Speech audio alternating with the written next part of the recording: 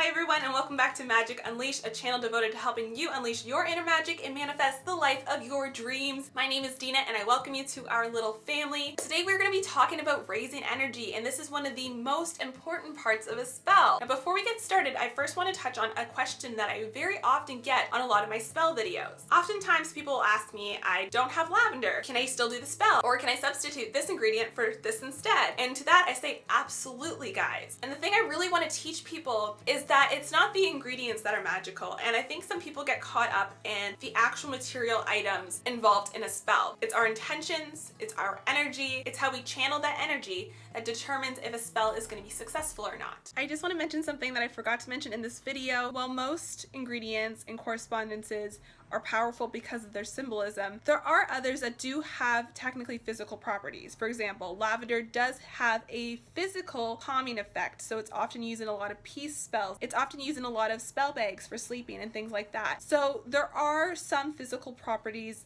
that do affect us with these herbs. So in that case, yes, it's nice to have that herb, but that doesn't mean that you can't still create magic without it. And when I say things aren't magical on their own, what I mean is if you just take a bunch of herbs and throw them into a bag, that's not magic. And most likely the outcome that you're trying to get is not going to manifest the way you want it to manifest. Yes, everything has energy. Every plant has life. Everything has a vibration. And I do think there is power in that. However, our energy and our intention and how we channel that during a spell is going to be the most powerful part of the spell. You can technically do a spell with 0 ingredients, nothing but your intention and your energy. So in this video, we're talking about 6 different ways to raise your energy before a spell. Although these are not the only ways out there. These are not the only techniques to raise energy, and it's going to be very different from witch to witch. The options are honestly unlimited. This is just a video to help you get started, but once you dive deeper into it, there's so many possibilities for you. So the first technique to raise an energy that I want to talk about is visualization. Now, visualization is actually a big part of my personal practice, and I use it a lot. Now, I like to often visualize the energy itself when I'm working with magic. Things to pay attention to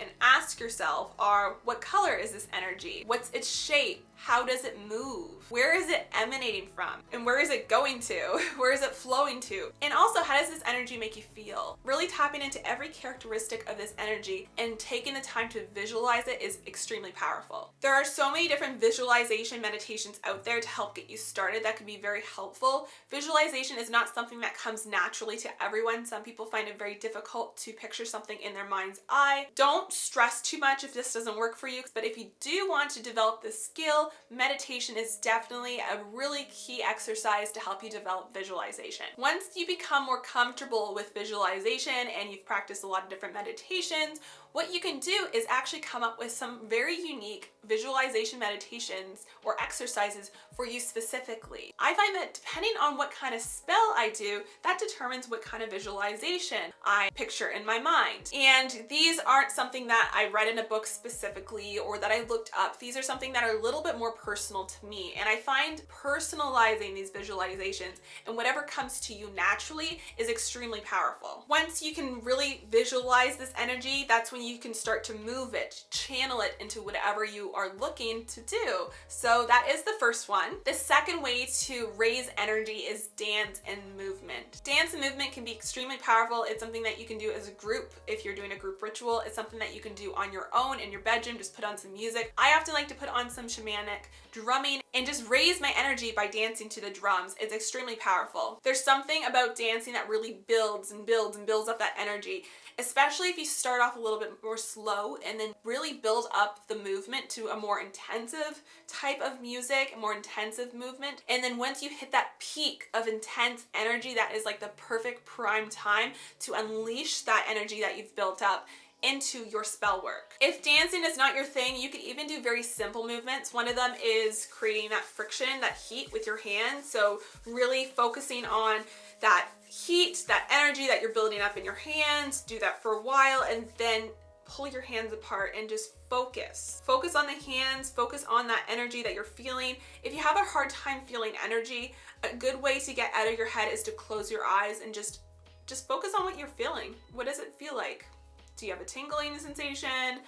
Is there heat? Is there cool air? What is it you feel, right? So that is an easy way to do it, but of course there are different ways to raise energy. Like you could clap, you could do any sort of physical movement. So the next way to raise energy is through song. I personally absolutely love mantras. I listen to a lot of Sanskrit when I'm in my spiritual zone. Your voice is also just such a powerful tool for raising energy. So if you are comfortable singing, or if you have a private spot to sing, you can even sing a mantra that specifically resembles the intention that you're trying to put forward in your spell. But you don't have to sing. You can shout, you can yell, you can howl, you can do whatever you feel called to do. Using your voice to build up energy is another way to do that. And you can even combine your voice and dance and build up a lot of energy that way as well. So the fourth technique I want to talk about is breath work. Breath work is extremely powerful, and it can definitely bring up energy and stuff that you didn't even realize was inside of you. Just by changing the pace of your breath and the pattern of your breath and focusing on that breath is an amazing way to raise energy. I would definitely look into breathwork exercises. There's also a video that Skylife did recently. I absolutely love her channel, and it was all about breathwork.